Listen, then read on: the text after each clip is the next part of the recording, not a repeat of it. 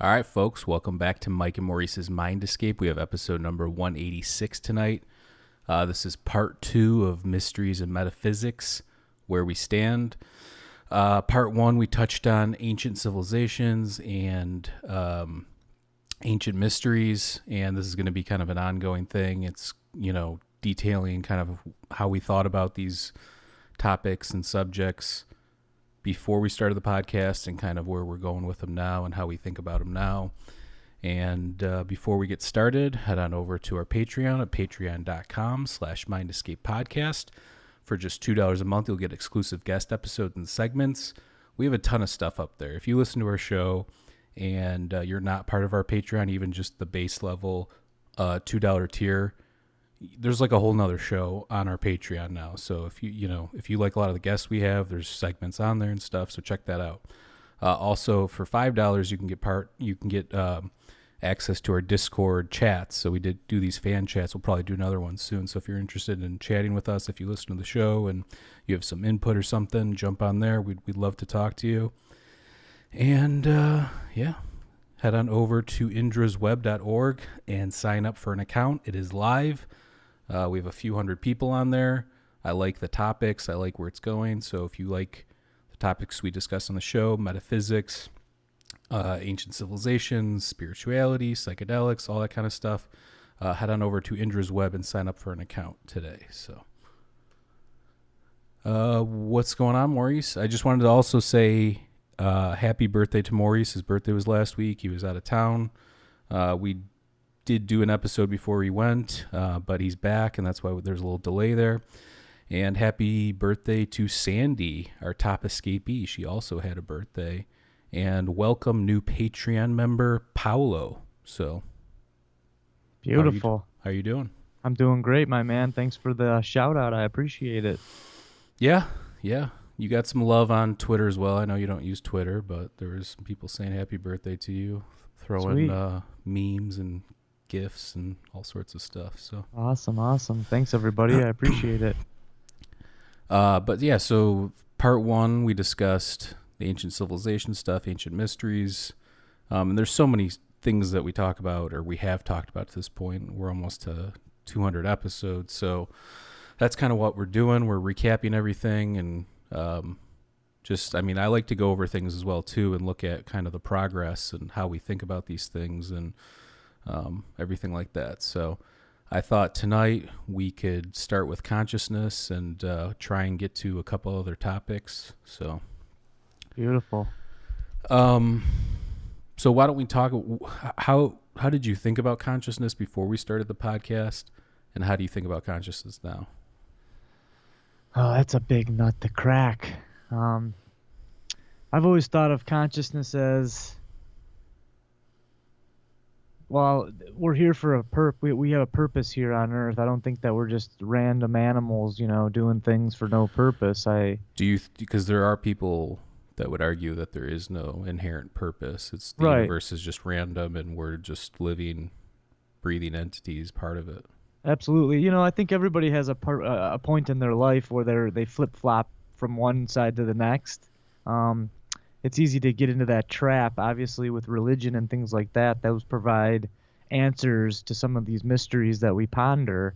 Are they answers, though, or are they just... Well, that's what I was getting to. There are answers if you fully are engaged with that and have the faith within the religion. I've always been in the religious camp, per se. I know you fluctuate back and forth.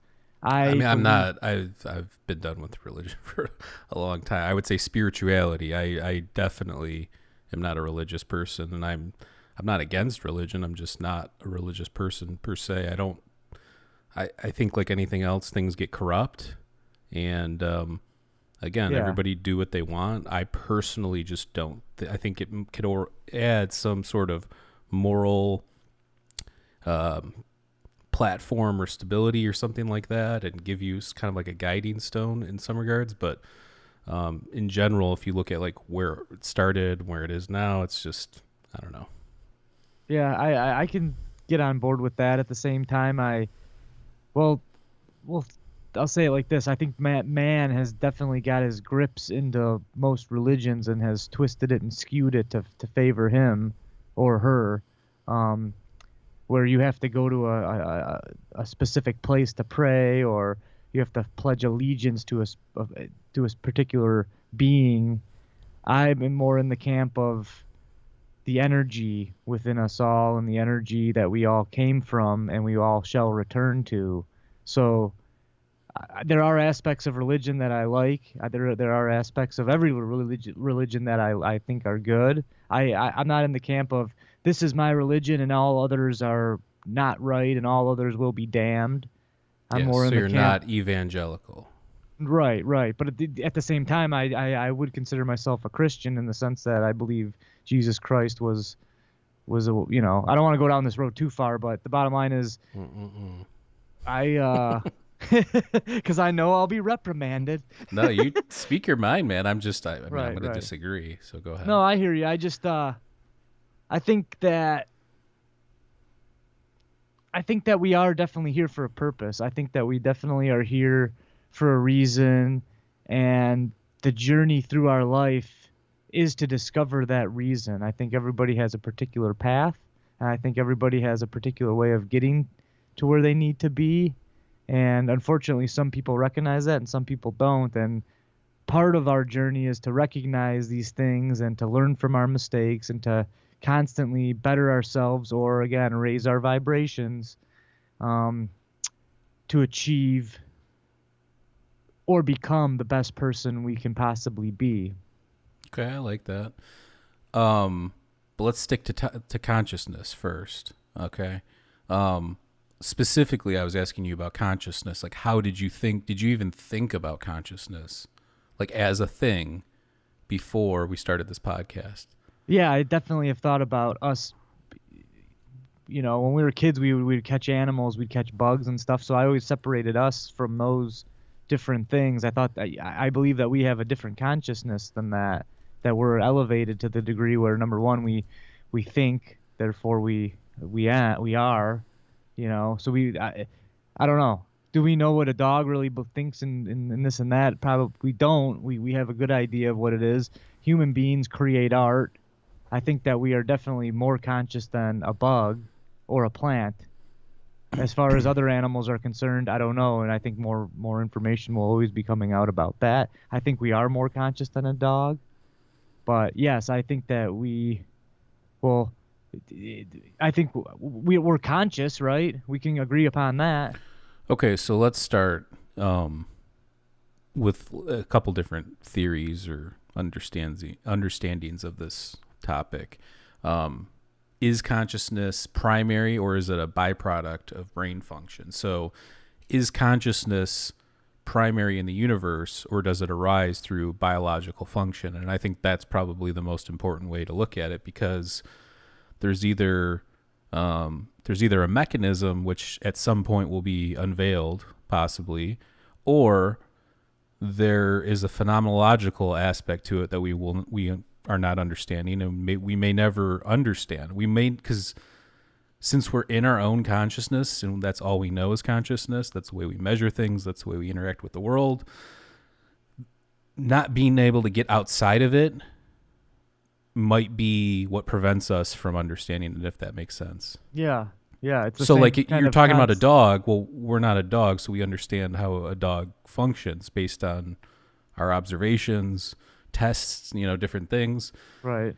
We can do that with other people, obviously, but it's different because we're not that same species. Do you know what I'm saying? So we'll never, like you said, we'll never get in the consciousness or the mindset. I mean, through science and technology, maybe there'll be some breakthroughs. I don't know. But so is it primary? Is it, is our things conscious too? Like, we've talked a lot about panpsychism, which is the belief that all things hold some sort of consciousness, some level of consciousness. And actually, you can go back to even ancient times. We've talked about on our episode where we talked about Plato, Socrates, and Aristotle.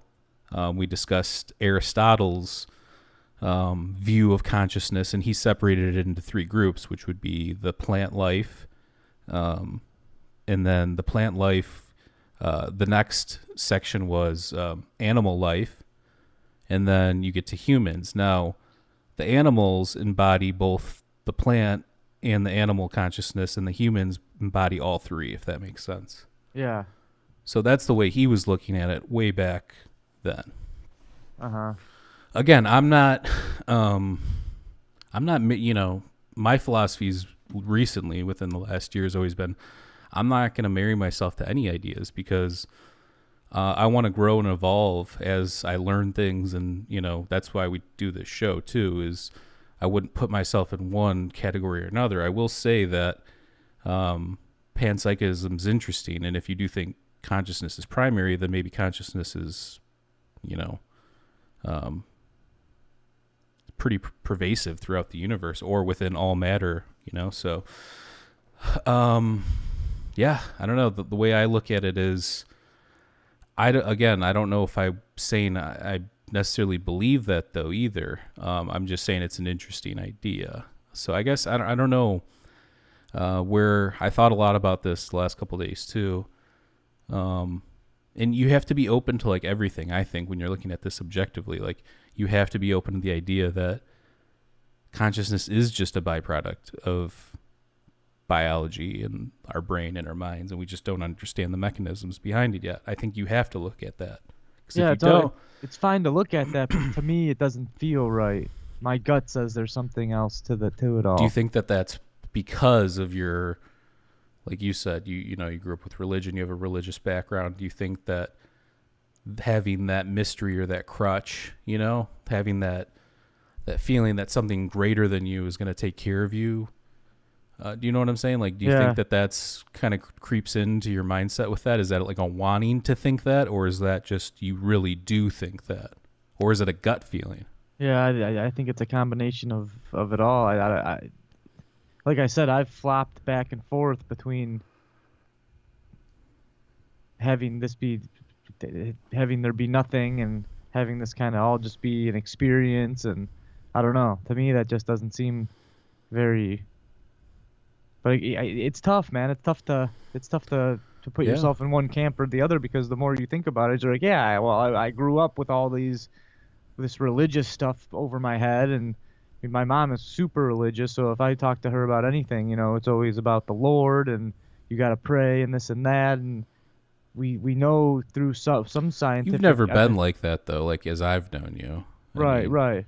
But I'm just saying, like we know through some scientific evidence that prayer does help. Now, is that because people believe, so it's more of like a placebo affecting them, or is there actually something to that? And again, to support the what you were saying before, is we may never know these things, right? And where we came from and how we came to be just might not be a part of the capacity of our minds. And I was thinking about this in the car the other day. It's just like, you could sit and try and figure it out all day long, and it's like an ant trying to figure out, where that foot came from. It's just not gonna connect. Right. Yeah, I mean, I agree with that. I think, let's talk about, the hard problem of consciousness. Again, this is something we keep coming back to on the show because we do talk a lot about philosophy of mind, psychedelics, consciousness. I personally don't think in our lifetimes that even if it is a mechanism, there is a mechanism in the brain that or it's like an all-encompassing system or whatever you want to say. I don't think the source of all this will be found in our lifetimes. I think that this is something that's going to be ongoing for a while. That's my personal opinion. People might argue that. I know that there's a lot of scientists always pushing, the boundaries in some of these theoretical departments and stuff like that. So, what do you think? Do you think the hard problem of consciousness will be cracked in our lifetimes, or do you think, because there is a lot of research going on with AI and technology, machine learning, and then you also have all the psychedelic research and trying to understand the brain and the mechanisms that way as well. I think some individuals have cracked it. I think if you become what they would say is elevated or awoke, or enlightened. Enlightened, that was what I'm looking for. If you're becoming a light enlightened person, then I think that you can kind of figure it out. Again, we've all had these experiences when we're on some kind of trip with psilocybin or LSD, or maybe something like a DMT experience where we feel like we have figured it all out, and then when we're back in this normal life, we kind of lose that. So I don't know. I think if you might put in the time and the effort and really work hard, maybe you can figure it all out to a degree. But that's the problem, is it's your truth, and whatever my truth may be, it might not be your truth. So I may figure out what life is to me, but to you it won't be the same. So it's a hard question to ask, and it's a very hard question to answer. But I'll do my best. Yeah. And you won't get there, but we'll try. And he's back, folks. Ladies and gentlemen. In terms of the hard problem, I just think that it's called that for a reason. People have been pondering this since ancient times. I mean, this is not something new. Yeah, it's taken different forms, and you have the Egyptians who obviously were looking into different, like near death stuff and death rituals and what happens after death and fascination with that. And then you have all the entheogenic and psychedelic use in the ancient world.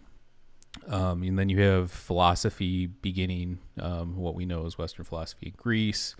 And in the Eastern world, Lao Tzu, you have all these things springing up kind of around the same time. And they were pondering these things back then, and we still don't have an answer, even with all of our technology and tools. And even if you look at like all the science, we talked about when Matthew Johnson was on, when we were talking about psychedelic science and fMRIs, and how fMRIs just study the blood flow to different parts of your brain. And they did this study where they brought all the people back, they recorded all this brain activity doing certain things, and then they brought them back and had them do those same things, and different parts of their brain were functioning the second time, most of the people. So what does that say about fMRI, and what does that say about neural imaging and stuff like that? It means that we obviously don't know what we're talking about yet. So right. I mean, yeah, we can understand blood flow, there's different parts of the brain, and we understand how certain things function, but I think when there needs to be a more bigger picture look, at least, or like a more phenomenological look at this stuff. So, yeah, it's the hard problem for a reason, and you even like Descartes, and you get to other philosophers too, and then you get into other things like, we'll talk about this probably on a different part, but free will versus determinism and stuff like that. So, But, so, I mean, that brings up a good point. I was talking about AI, like, will we ever be able to create consciousness in AI or something other than ourselves? And again, my answer to that is, I don't think so. And I definitely don't think so in our lifetime. What do you think? Even if we were able to create it, how would we know is the question. Well, you would have to pass there's a thing called the Turing Test, where if you can't tell if something's a machine or not, it's conscious. Does that make sense? Like an Ex Machina type thing? Yeah, you've seen Ex Machina. It's the same thing. Love that film, yeah. So it's, the test that guy had, the guy couldn't distinguish that wasn't a real person or not. So that's what you would probably be up against. Now, I would argue that still doesn't mean that the thing, or the machine or AI is conscious either. That's my argument. I would agree with you there. Because it could be specifically tied to biology. And if it's tied to biology, then how could something non-biological have those traits or characteristics? Right. And if it's primary in the universe, you would have to find, that's actually an interesting thought too. Like, if consciousness is being broadcast out there, let's say, or we're picking up vibrations and frequencies and energy and stuff like that. But if there's a way to trap that other than the human mind or other than a biological entity, then you would be able, hypothetically, you would be able to create something then that could receive it, almost like a receiver, like a radio, right? Yeah. Like you could technically if it's primary, if it's not tied to biology, you could find a way to tune into that now. But I don't think we're anywhere near that either. So, because if you look at the science doesn't even look at it like that. So I think there's a lot of things at play that we only know what we can study. I think there's more at play than just the mechanics of the mind. Well, that's why we're talking about this stuff. So you didn't easy answer my stuff to questions. answer. Do you think AI will, in our lifetimes, will become either conscious or at all, I guess, in the future even, too?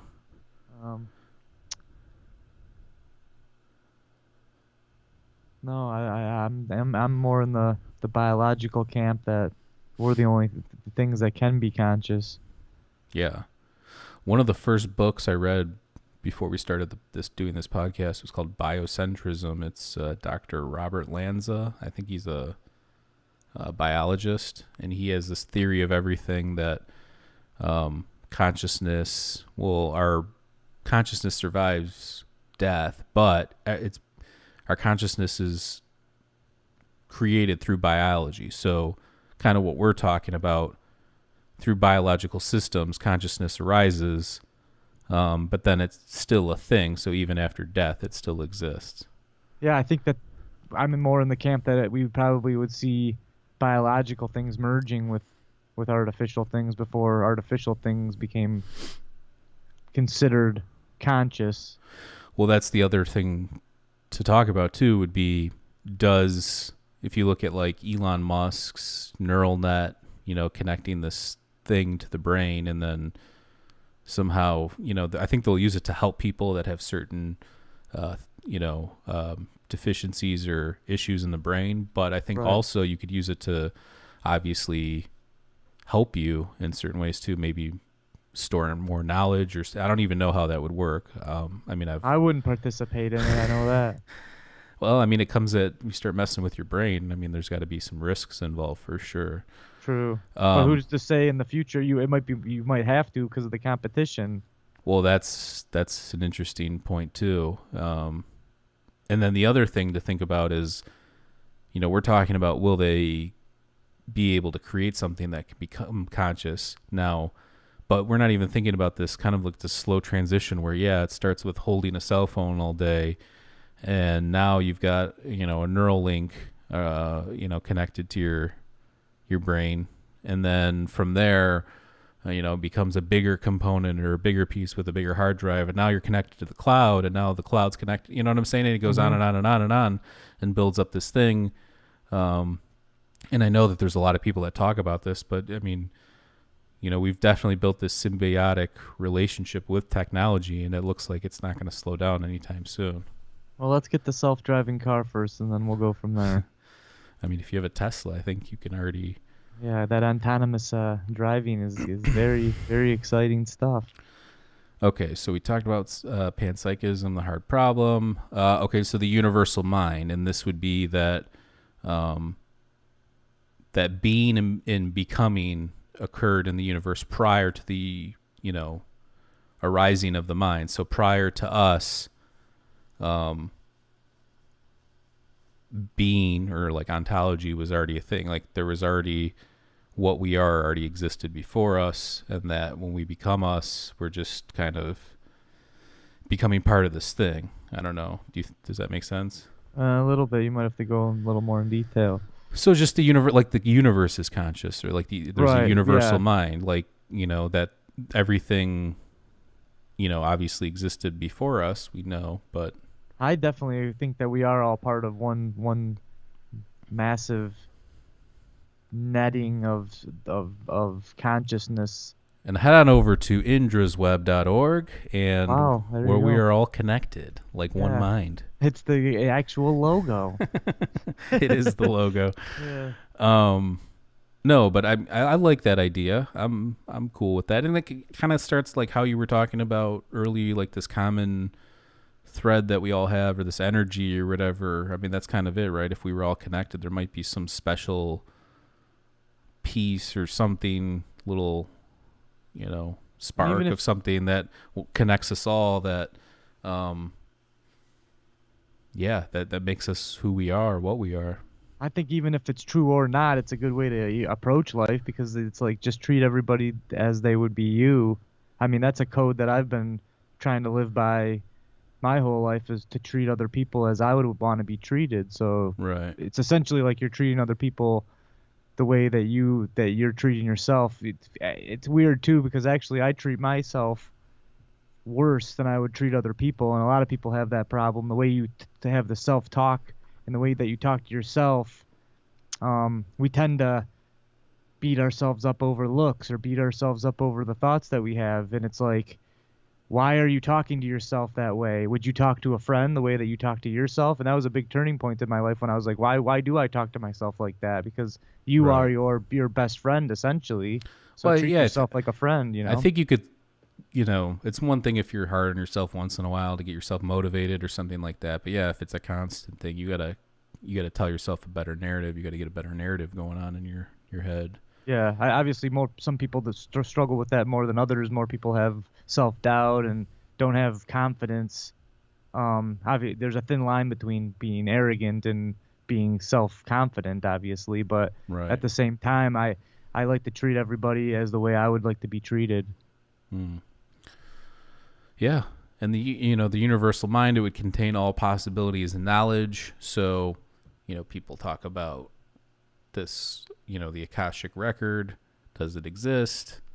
I mean, look, I think that you talk to some of the smartest people, or you read some of the interviews or listen to videos, whether it's Tesla or Steve Jobs or whatever, a lot of these people think that they're getting this, knowledge or information from somewhere else. I'm not necessarily saying entities or whatever, but I mean, I've even had psychedelic experiences where I've received information for what I would say is like an energy force or something. You know what I'm saying? So it's like, what is this thing, or what is this thing that visionary people are tapping into? I'm not going to say it is the Akashic record, but maybe if the universe is conscious, or there is some universal mind, that you can tap into some sort of frequency or energy stream. Or maybe it's something you develop or hone in through discipline and passion or something like that. I don't know. But, yeah, I mean, I think that, again, you look at, where we've come from and where we're going, and some of the smartest people and inventors and visionaries, and it just seems like this information's coming from somewhere else, so I think that's kind of interesting. So in terms of coming into the podcast, I thought about consciousness as, I mean, I don't even know if I look at it that differently, even though I've changed my opinions and views on a lot of things. I still think there's something we don't understand, bigger picture with consciousness, and I think that that still holds true in my opinion now. I might have been a little bit more mystical with it back in the day when we started. But after reading a ton of stuff and just knowing what the top people know and watching all the videos and stuff, I'm not really sold on any one thing yet, other than, like I said, entertaining both sides, the phenomenological and the possible mechanisms behind what's going on. So, yeah, it's almost like learning the guitar. When you start out, you think, oh, it's just these chords and these scales, but then as the more you learn, the more it opens up, and the harder and the deeper it becomes, and you see how big this thing. It's a pretty much infinite learning with something like that. Right. And I mean, the other thing too is, I think we always have to be evolving our ideas and stuff like that. I think you can't be cemented to your ideas or stick to your, if you wrote a book 20 years ago about something that happened 50 years before that, I think that there's even stuff that comes up that would even change that, so or you wrote a book last year, there could be new evidence, scientific evidence that comes out to dispute some of your stuff. So I think that a lot of people that write books or make TV shows or whatever, they're protective over their ideas or their theories or hypotheses or whatever the case may be. But I think truly you have to be open-minded if you really want to be on that cutting edge of thought and, philosophy of mind and stuff like that. Yeah, it's got to be a hard endeavor as well, because when you're writing a book about something like that, you kind of are cementing that thought in time. So And I even think if they're you are, important. They're the building blocks on which we keep moving to the next level. I'm not saying don't look at them. I'm saying don't read one book from 20 years ago and think that you have all the answers and that everything's figured out. I think right, there's some visionary and excellent books even written in ancient times and medieval times and alchemical texts and things like that that definitely hold universal secrets. I'm not saying that. I'm just saying you have to be flexible, I think, in thought. yeah, I think you do. At the same time, if you're gonna step out of your comfort zone and write a book, it's hard to. It's the bottom. I'm just saying it's hard to put that knowledge out there, knowing that in 20 years that this thing might be junk and useless, but you gotta still put it out there. I think if you do good research and good work, though, I think that you can put yourself in position to kind of vision or envision what might come next, or have like some sort of foreshadowing effect. If you do good research and you're really passionate about something, I think you kind of know where it's going to go for the most part, so you can kind of Right. prepare. And like that's why people speculate and stuff like that too. So I agree with you. I just think that, um, There's yeah, always room for a follow up as well, and you can always address your prior statements. right, exactly. And it's fine to be wrong, or it's fine to change your mind. We changed our mind a million times on this show. I Hmm. tell everybody, like, you don't have to you don't have to be so prideful about one idea just because you liked it or it's something you've held on to for a while. You can change your mind at any point about anything. So Yeah, um traveling and talking to people from different countries and stuff like that. That's a big eye opener, because it's kind of, well, if you live in America, you're pretty much American biased, because all you have ever learned is the stuff that you've seen, read, and heard it's even like when we talk in about America. aliens, it's like Earth bias. Yeah, I know. If That's there kind of were the base of that. extraterrestrials or aliens or whatever, um the way we would think about them would be ways that we've created these archetypes and myths and kind of things through our own eyes and experiences and stuff like that. So Yeah, yeah. another thing we've discussed a little bit is Rupert Sheldrake's Morphic Resonance, which is self-organizing systems that inherit a memory from the previous system.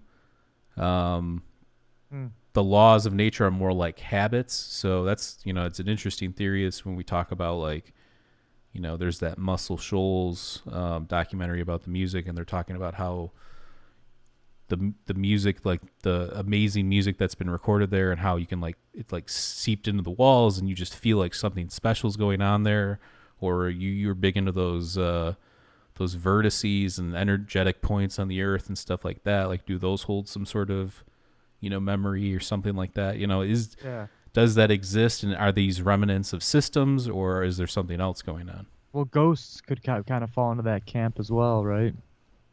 Yeah, so that would, I mean, who knows if I haven't really looked deep into ghosts. I mean, I've seen some stupid ghost shows on TV, and I'm not saying all ghost shows are stupid. I'm not trying to offend anybody. I'm just, based on what I've seen, it's anybody sitting in a cobweb basement in the dark is going to freak out over, something falling upstairs. Well, again, that's the man getting control of it, and I could have some stuff on a string and be like, look, the door's moving, and then I turn around and like the Yeah. cabinet's opening. Like, who knows what's really for real? But I've talked to enough people that have their heads on straight, that have heard and felt weird things. And again, is that all through their mind? Is it through their consciousness, or is it actually taking place in our physical reality? And that could be leading down the same path as the UFO sightings. Hmm. Yeah, I mean, in terms of yeah, I don't know. We should do some more ghost stuff because I haven't really looked into it. And Well, I I know had some instances this over this last little trip I took, and just having some conversations with my girlfriend about her stays at all these crazy hotels. She's been to Spain, and she's been all over the world, Australia, Spain, and she stayed in some really old haunted hotels that are very well known for being haunted. And we won't get into that today, but we had a weird experience. Yeah, we did an episode. I don't know what episode it was, but we had Mac on, and you talked Yeah, about your, um, what's it called? the Harson's Island Harson's in Island. Michigan. Yeah. And, yeah, but it's not something I've ever really gotten deep into, so we should do one. And I know when I was on Where Did the Road Go, Soraya was talking about poltergeist. That's another thing I should look into more too, because there's a lot of people that talk about that's, like you said, like people that know what's up, that really think that something's going on there. So Hmm. it's just there's only so much time in the day to research stuff, and I kind of just go with the flow of what I'm into at the time, or what we're researching, or if I bring something Absolutely. up or you bring something up. So, but yeah, in the future we'll do more. I think we haven't done enough AI and tech ones, and I don't think we've done enough ghost, paranormal, that kind of stuff. So Yeah, I mean, it would be nice to do an AI one because Tesla's really starting to get big here, and there's a lot of stuff coming out. So that would be something good for the future. yeah. Um. So yeah. So morphic resonance. Somebody was mentioning the test they did with your dog, knowing that you can, or knowing when you're going to come home, and that's interesting. And I'll tell you from personal experience. My wife, a couple, probably 3-4 years ago, when my schedule was a little flexible and I would come home sometimes 3 or 4 o'clock during the daytime, and she wouldn't get home till like 5 or 5:30. Our cat would go wait by the door whenever like right before she would be home, like not even when the garage door is opening, nothing like that. Like our Hmm. cat knew when she was going to, and sometimes it would be like 20 minutes later. It was like right before she would come home all the time. So it was super, super interesting. There's that. And I know they do the one where I think in Dean Radin's Real Magic, they discuss this experiment, where I believe it's if you can tell if somebody's looking at you, like they did the experiment, like if you were having your back turned, could you tell if somebody was looking at you from behind? And I think it was like 54% or something like that. And they also had one with like a there's these experiments with like randomizers and stuff like that too. So there's some interesting stuff. And even if it's like 54 to 46% or whatever the case may be, I mean, even that seems like it's something to look at, right? Yeah. So Yeah, I think it might be have to do with how sensitive you are as well, because a lot of people, especially in American society, we squander a lot of these, I guess they would call them esoteric traits that we possess with the booze and the bad eating and the I mean, poisons. I don't even know if it's that. I think we live in a culture because with technology and everything, there's so many, everybody's got like ADD built in, like, Hmm. and not saying clinically, but just everybody's attention is just if you look at the attention span of people now compared to probably a long time ago, I bet you we're in a way more rapid speed of the way we process things, if that makes sense. Like in Well, our brain. well, yeah, I agree, but Because I of also, language, number one, because of the fast-paced society. If you look at cities are so fast-paced. I mean, when you've come to visit in Chicago and stuff, it's crazy down, like you got to keep the pace, you got to keep moving. And back then, even like a big city back then, I don't think it worked like that. There's no cars, there's no, taxis flying by, you know what I'm saying? So I think that has a big impact too. So, yeah. but yeah, so that was one of the things we wanted to discuss. Another couple top scientists that have taken a stab at this consciousness thing are Roger Penrose and Stuart Hamroff. And Roger Penrose, they wrote a book where he's talking about different, this theory of consciousness involving these microtubules. There's a difference between like lattice A and lattice B, and this set of microtubules somehow biologically, distributes consciousness. It's kind of complex, but you can read his book. It's been out, I think, for a long time now. But I mean, Roger Penrose, even though he's kind of older now, he's had some pretty interesting theories. I've seen him on Lex Friedman's podcast, and I've seen him on Rogan, and he's thrown some interesting ideas out there that I've never heard anybody else talk about. Like our consciousness, like if there were ancient, or like precursor civilizations in the universe, or if there was life somewhere else before, or whatever, that there's these different like what did I don't even know, like an epoch or something, or where somehow the people that lived in a prior universe or prior to the Big Bang, because there's different theories too, that the Big Bang could have been like the Big Bounce, or like a bubble thing crashing into each other with the multiverse, so then it creates these other universes. So he theorized if there was a universe before, if there were intelligent living beings, they could have encoded knowledge or information into light. So that's why everything we base off of is light, pretty much, or is light based. That's some heavy stuff, my friend. Yeah. So, but I mean, he was just throwing that out there. It's not like he was right. But it's interesting to think about too, because we always think about, there's some people think that the universe is cyclical too. Like it goes through, there's a Big Bang. It's, it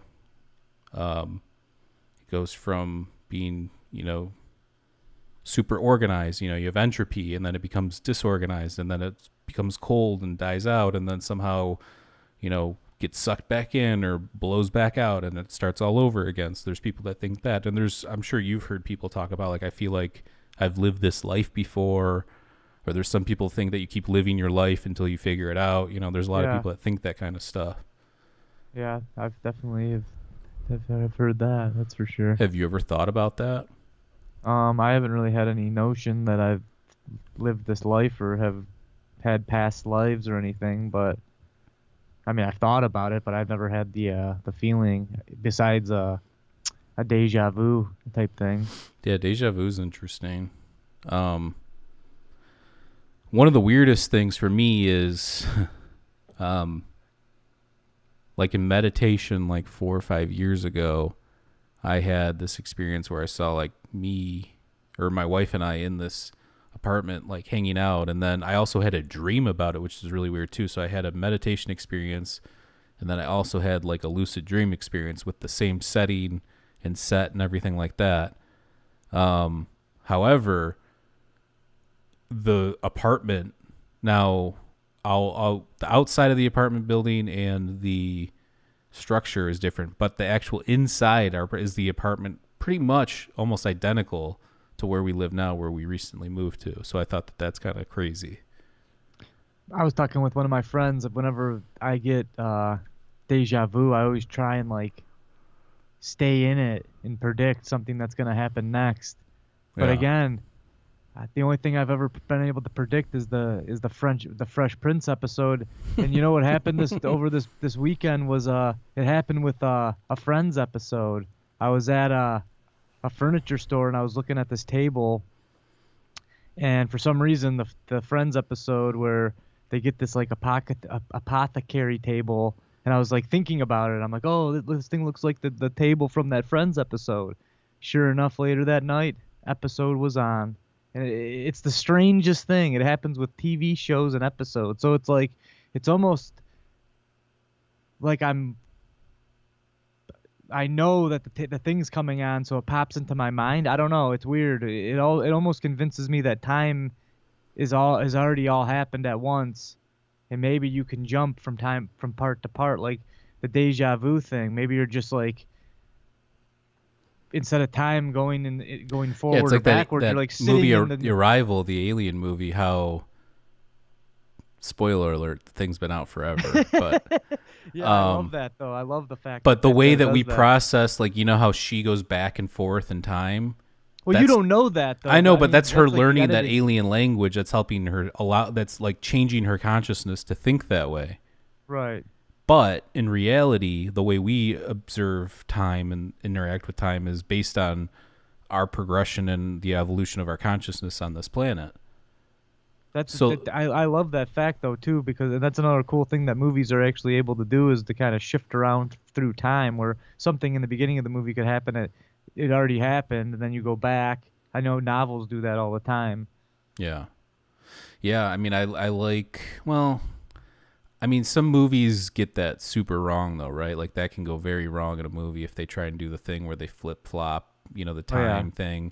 I think it can go either way. I've seen movies where it's like, oh, this is perfect. They did it the right way. And I've seen movies why did you even do that? Perfect. You didn't even need to do it, Yeah, I think it's easier to do it in written, like in a novel format, than in a movie, because again, the editing of the movie is a massive part of the whole thing anyway. So right. But that Contact movie, Arrival definitely got it right.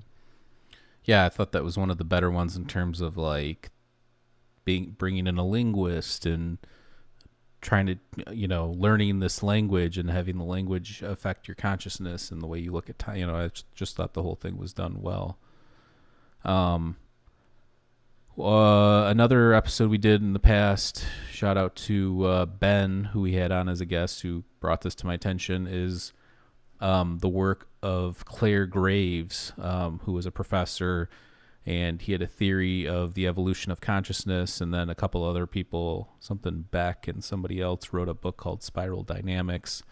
And, interesting stuff. And we talked about that, how, it kind of flip-flops back and forth, like how superstition goes to believing in, gods, and then how gods go into believing monotheism, and then monotheism goes into believing and not in anything at all, in atheism, and then atheism switches back, so it's like, do you remember that, how there's like 8 levels or 9 levels?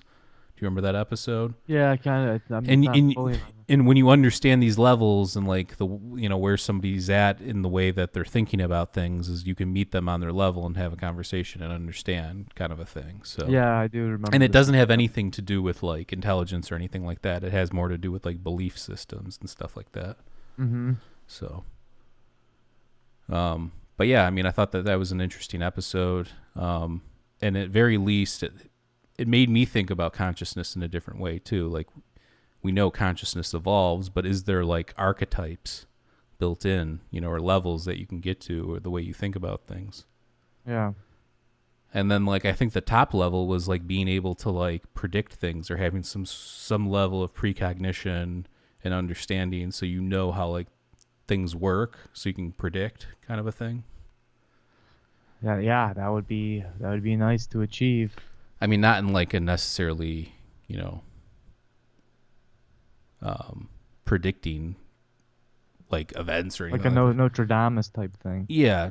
But I mean, yeah. So that's, I mean, is there anything else? I'm trying to think of anything else that we haven't covered in terms of consciousness. I think we've gone over most of it. Something obviously we talk about a lot, and I'm not going to go into like the whole psychedelic stuff, because we're going to do a whole part on that for this series.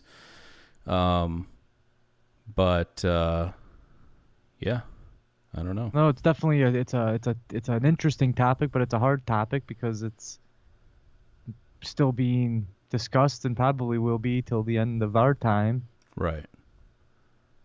But yeah, just to keep an open mind. I think that's the number one key to it all, is just to be aware and keep an open mind and kind of let the new stuff come and maybe go, but challenge it and see whatever fits right for you. I think that's another good concept to lay out there, is some things may work for you, and again, I think the biggest part of having a happy life is figuring out what works for you, what kind of workout regimen or the food that's good for you, or everybody's different, so you got to know thyself.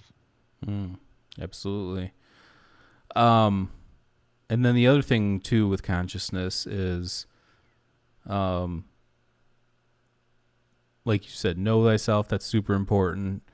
But also, dig deeper, learn things, like don't take things at surface value, like go deeper. And I think that by doing that, you kind of train your consciousness to be more inquisitive and be more, I I don't even know. I think it's just a better all around way of looking at the world. Is if you have a question, look it up, figure it out.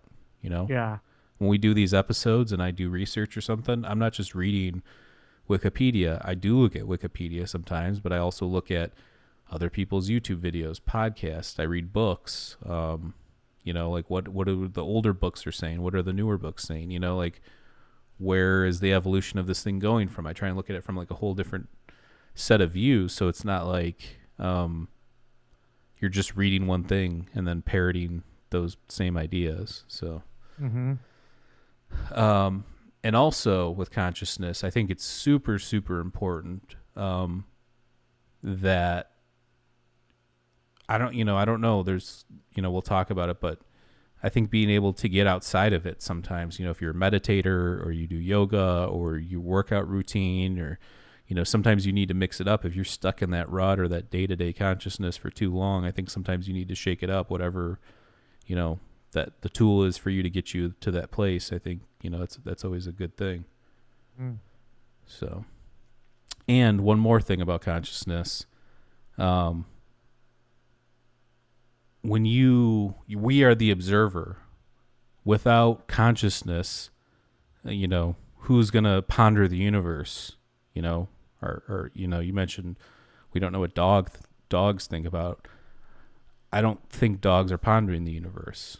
We ponder the universe. So are there other things as advanced in consciousness as us? I don't know. Yeah, the same thing as dogs don't create art either, so they're not expressing themselves in a abstract manner. Yeah, we're just very weird. And by golly, that might be the point, though. So yeah. Let's see here. Okay, so that's consciousness. Again, if we missed something or you wanted us to talk about something, put it in the comments or whatever, and we'll address it at some point. Let's see here. Okay, so let's get to esoteric and occult knowledge. How did you even think about those concepts before we started the podcast, or was that kind of new to you when I started getting into some of that stuff? Of course, I've used esoteric and occult stuff. Yeah, I think we've talked about it. I mean, I don't know, when half of our conversations probably weren't too enlightened or had very, very much fact behind it, but we were always kind of in touch with that the strange side of things. Right. I mean, like we've talked about that. We've always been interested in the mysteries and weird things and stuff like that. But I'm saying, like, were you even thinking about like esoteric texts or these knowledge keepers passing these things down or these, secrets of, the ages, that kind of like, did you even think about that kind of stuff or? Not really, no. Okay. Me personally, until about 4 or 5 years ago, I really didn't start thinking about this stuff. In terms of this, like you said, we've always pondered the universe and talked about weird theories and concepts and stuff before we even knew what they were. It's interesting what you can think up too without seeing it on TV or reading it in a book. I mean, I've thought some original thoughts and then later realize, oh, that's in a book already somewhere else that it's like since we're musicians, like I'm sure you've written a song where you'll write it and then you'll be like, I can't use that. That's already this other song, Right. But you didn't have that intention going in. Yeah, it somehow just seeped into the mind. Right. So esoteric and occult knowledge. So one of the questions I would say is there ancient or hidden knowledge that has been passed down or preserved by those who have been initiated or seekers of such knowledge? And I would say 100% yes. What do you think? I agree. I think when you look at a lot of the episodes, that's what a lot of these ancient civilizations are depicting in hieroglyphs, text, scrolls, different things, alchemical texts.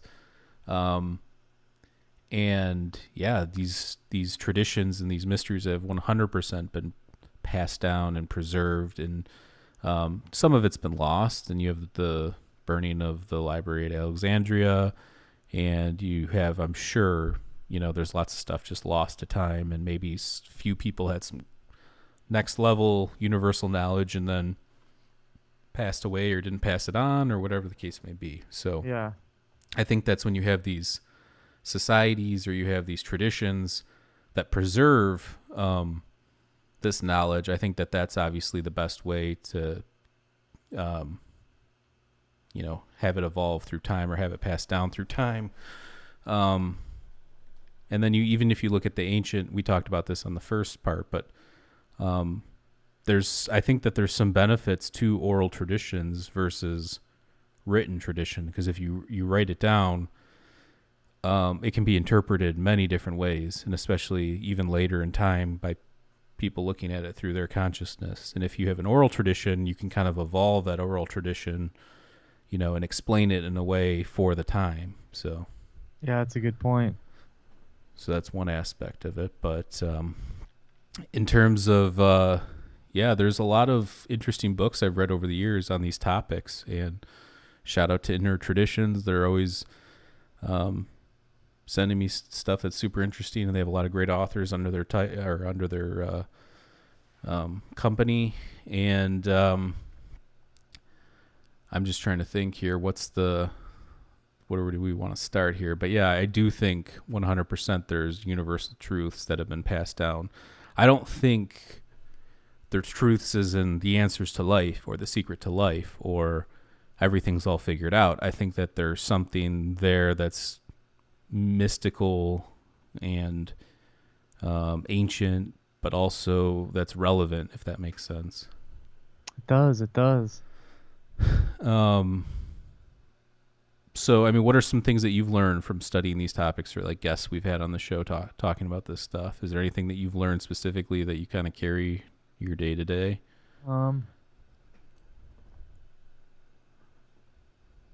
don't know. There's nothing that comes right off the top of my head. I mean, a lot of this, you're talking about the ancient stuff. It doesn't even have to be ancient, just esoteric knowledge or occult knowledge, just like hidden knowledge of any kind. What kind of stuff have you taken with you? I mean, lots of things. I mean, the Kabbalion has some great stuff in there. I think you should read that. It's all about energy and frequency and vibrations and polarity and how to look at the world and stuff like that. I have learned a lot through the mystery schools, so like all throughout, all the way from ancient Egypt into ancient Greece, part of ancient Rome. I think the mystery schools and the ancient mysteries have a lot of interesting things that I've learned. I mean, I'm not going to tell you everything I've learned. Yeah, so that's part of my personal journey, and I'm sure some of it comes out at different points. I've actually put a lot of stuff out there. I mean, that's the other thing about this podcast is I don't have like all these secrets or anything that, when I learn something or I'm excited about something, we usually talk about it. So it's not like I have all this stuff I'm keeping hidden for myself. I mean, some stuff, there's some weird stuff. That story I told you about meditating in a lucid dream in the apartment, I mean, I don't think I've told many people that. So yeah, I mean, a lot of the stuff with the vibration, I've always kind of been on board with that, but Mr. Vibrations, learning more about it has definitely cemented me more into that mindset, and there's a lot more scientific things that support that fact. So I guess it's becoming less esoteric as we learn more.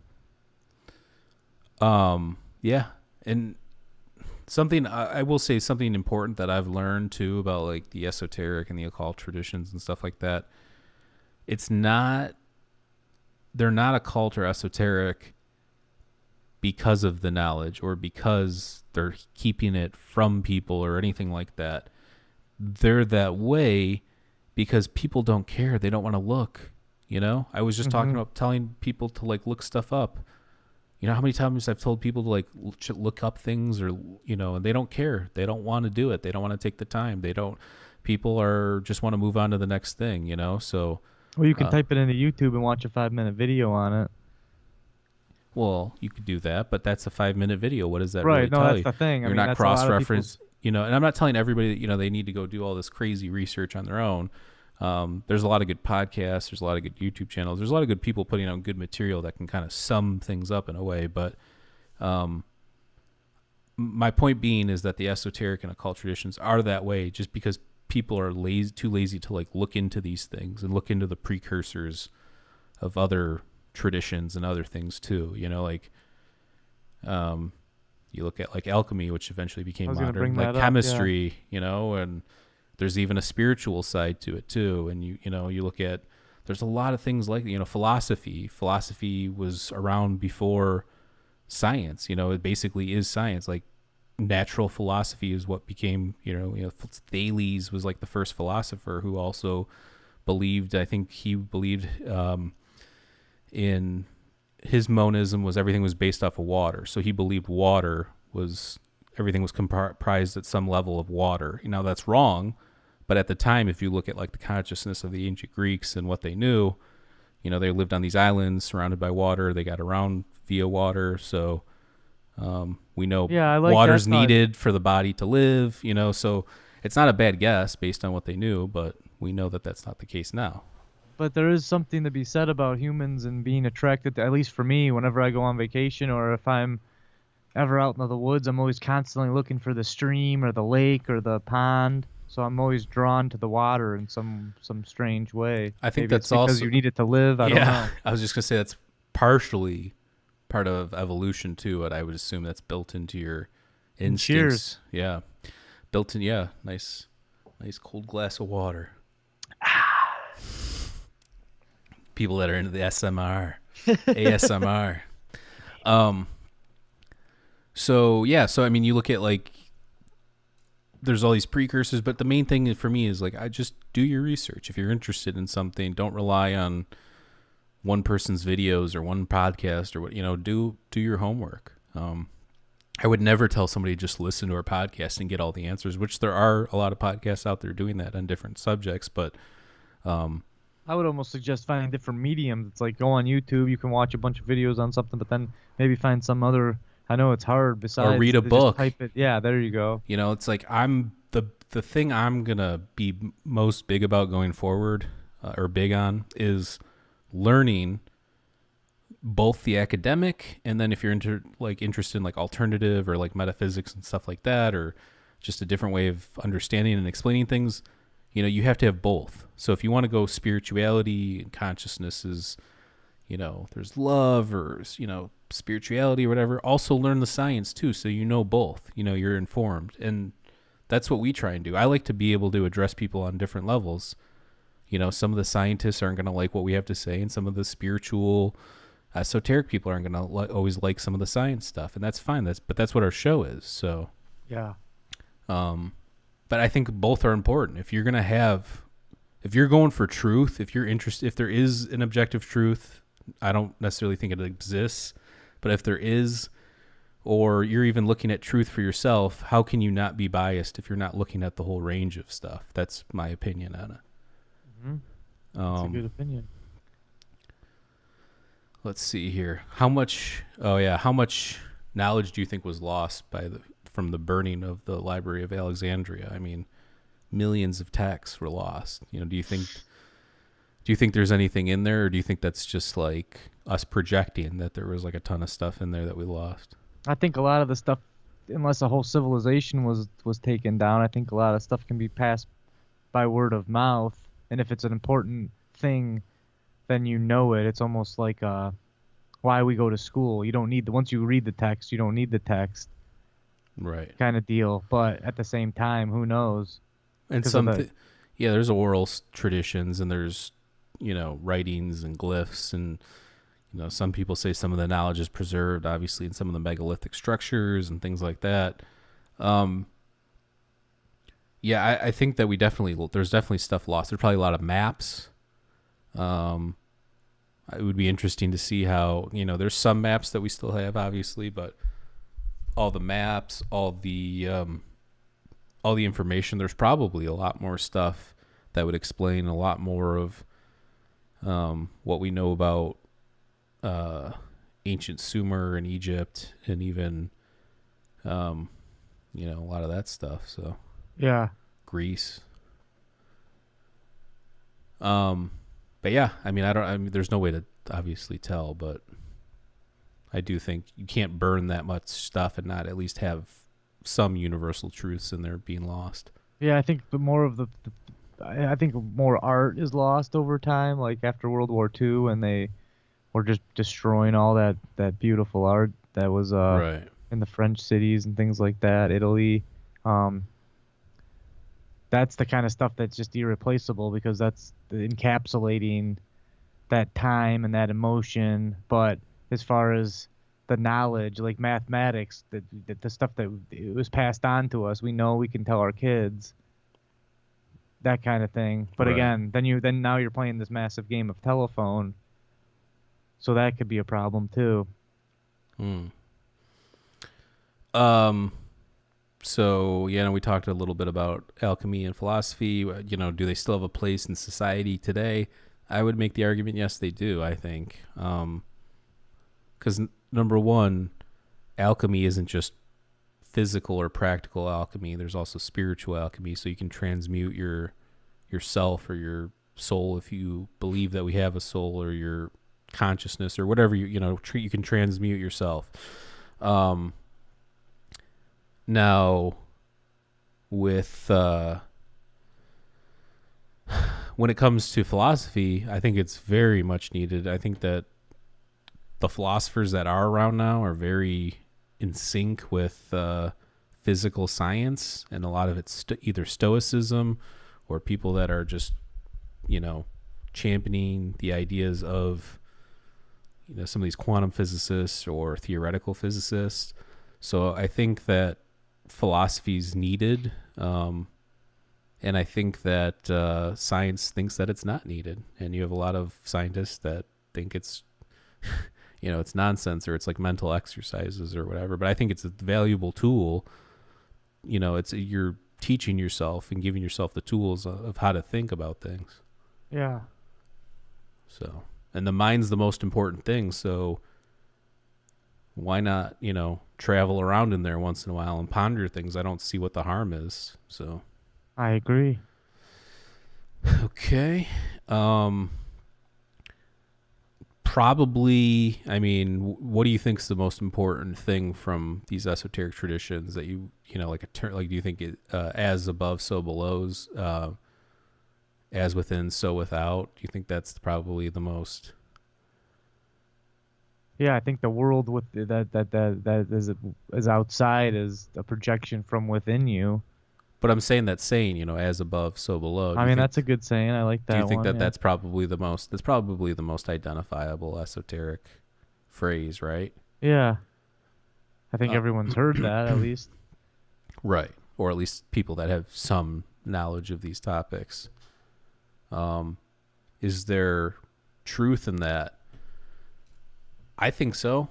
Even if you don't believe there's anything metaphysical, or you don't believe in there's metaphysical realms or spatial realms or anything like that, I think it's still a good way to think about things. Because what's going on inside is a reflection of what's going on outside, and what's going on outside has definite impact on what's going on inside. So, you could go back and forth all day with that. Absolutely. Whew. All right. Let's see here. We talked a little bit about the mystery traditions and stuff like that. The oral and the written traditions, which one's better? I don't necessarily think one's better.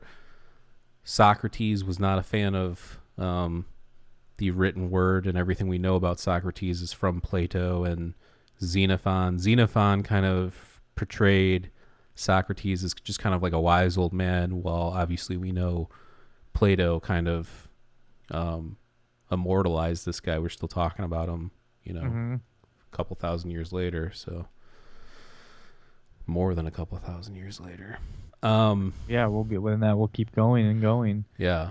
Do you think that knowledge has been preserved via these megalithic structures? So there's a lot of, obviously we've talked a lot about megalithic structures and the symbology, even some of the mathematics. You look at the Great Pyramid, and a lot of people think that there's a lot of mathematical symbolism built into it. And you look at like the, the golden ratio and the Fibonacci sequence and all these things.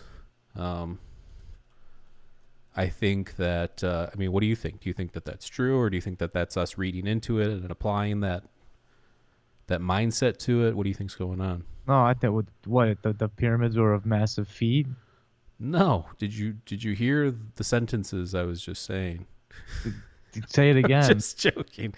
No, I was just saying, do you think that knowledge is encoded in the megalithic structures, you know, like the pyramids or Stonehenge? Like, do you think that it's been encoded in that, or do you think that we're applying that? Obviously, mathematics was used to build these things. Right. So do you think that the symbolism is us putting the importance on it afterwards, or do you think that they had knowledge of what they were doing ahead of time to kind of show the later generations what they knew?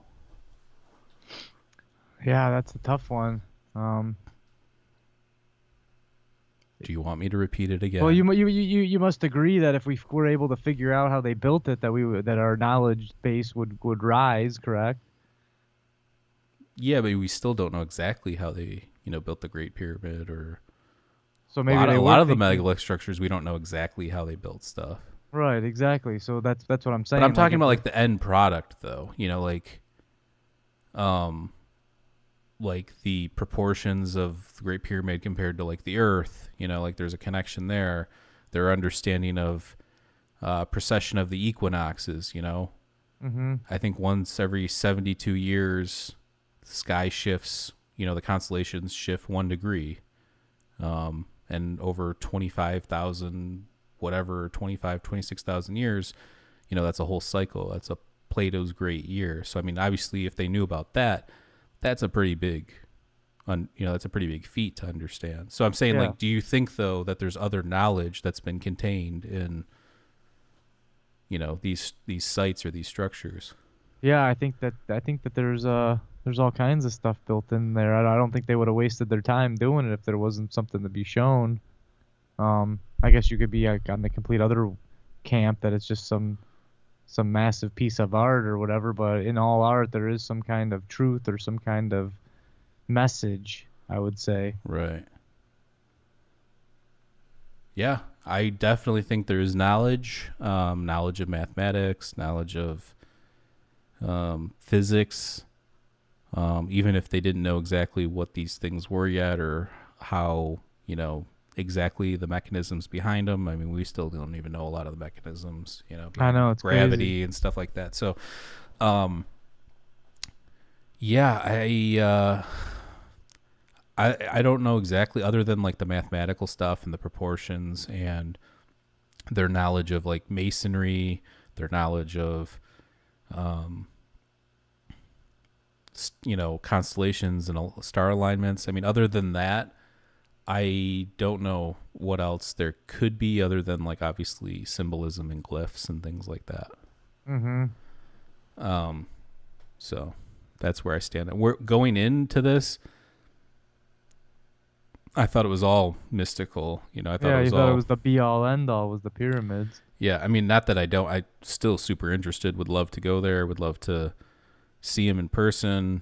It's still one of the greatest feats in history. Now, again, I think it's obviously still a mystery exactly how they were built, but that go to part 1, see part 1 of this series, listen to what we had to say about it on that, because that's kind of where I stand. Yeah. So that's kind of where we stand with the esoteric and the occult stuff. Love it all. Find it all interesting. I think that there are some selective things that I've taken from them that, I don't know. I think that there's things that I've taken from those topics that I've applied to my life in some ways, but then there's also a lot of like BS too, like there's stuff in there that I don't agree with, or just, it was just a product of the time or what they knew about the world or the universe at the time, that kind of stuff. So yeah, well, that's something that kind of drew us in the first place. Right. So I think it's kind of there's a dichotomy there. You have some things that are universal knowledge, and then some things that were replaced, with what we know about science and stuff like that, if that makes sense. Okay, so the last thing we'll get to here before we wrap up this part. I mean, we still got a lot to go. There's a lot of stuff to cover, but the last topic we'll hit here tonight is God, gods, and a creator. Do you believe in a creator? and we're going to talk about why people believed in God and gods and goddesses and, you know, different creator mythologies and stuff like that. So this is what we'll touch on here before we wrap it up. Do you believe that someone or something created this universe? Absolutely. I don't think that we're a freak accident. Not necessarily a person, but do you Right, think... yeah. I mean, we would say more of an energy source. So I definitely believe in how did that. you think about that coming into the podcast, and how do you think about it now? I kind of around as I kind of think the same. I like we've said it over and over. I don't necessarily believe that it's a man sitting in the sky, but I do believe in a great energy source that we came from and will return to once again. And I guess just by doing the podcast, I've kind of have found some comfort into talking to some people that I would consider to have a good mind on their shoulders, because a lot of, you know, it's weird, you know, religion and believing in God and that kind of thing kind of has been getting a bad rap, especially in today's era of being scientifically based. But after talking to some of these scientists or doctors or whoever we may have on the show, kind of has opened the door that even the best minds don't necessarily know yes or no, and there's other things to show in the light of a like a near-death experience or UFO sighting or whatever it may be. So there's some strange things out there, and there's some things that I think lead you to the fact that there is something greater than us. So yeah, so I would your point about science and stuff. I think that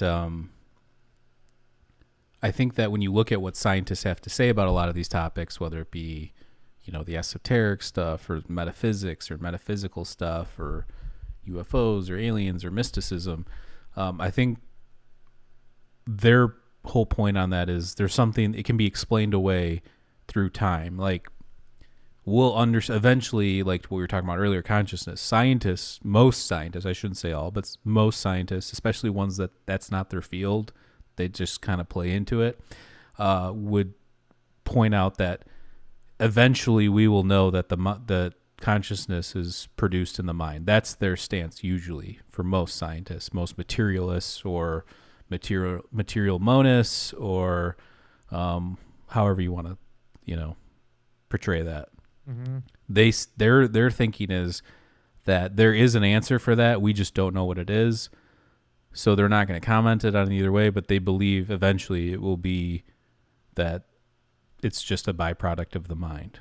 So in terms of when we look at like all this stuff, that's where most of these scientists come from. That's why when we do have guests on, like you mentioned, scientists and doctors and stuff, I usually try and find people that have a balanced view or at least open-minded, because I don't want to talk to somebody that's dogmatic, that doesn't look into these things but then wants to have an opinion on it too. You know what I'm saying? So but even if you had on a guy like a Neil deGrasse or something like that, you still would say, all right, let's say everything that you're saying is true, or a random act, a windstorm blew through a junkyard and assembled a jet perfectly, but where did the material come from from the get-go? And then when I think about that kind of stuff, my mind really starts to hurt, if you will, because that's one of the things that I don't think that we'll ever be able to understand. And that's one of the reasons that I believe that there is a creator, because where would the particles come from to create whatever we may be? Let's say you believe in the Big Bang. Okay, all energy was in the size of a pinhead and then exploded into what we see now. But where did that energy come from in the first place? So that's one of the more popular theories right now, is the multiverse. You know, you have Sean Carroll, who has a similarly named podcast that we shall not name. We've been around before that, but he has a podcast called Mindscape, and he talks a lot about his multiverse theory or the multiverse theory, and that, you know, think of our universe as like a bubble, and there's a bunch of bubbles, and sometimes they collide, or, you know, whatever the case may be, and then they blow up, and then you get a big bang or something along those lines. So that's kind of where they're thinking. So it's almost like a Giant's marble scenario, like we're just in one of the marbles, but there's a million more marbles, and then beyond that, who knows what there is, and there's a million more of those. You know, Yeah, so that's fine, but you just said it right there, and then who knows, because something had to start from something, and that's when my mind starts to hurt, because even if there, let's say, you can look at it either way. Let's say there is a God or an energy source. Where did that come from?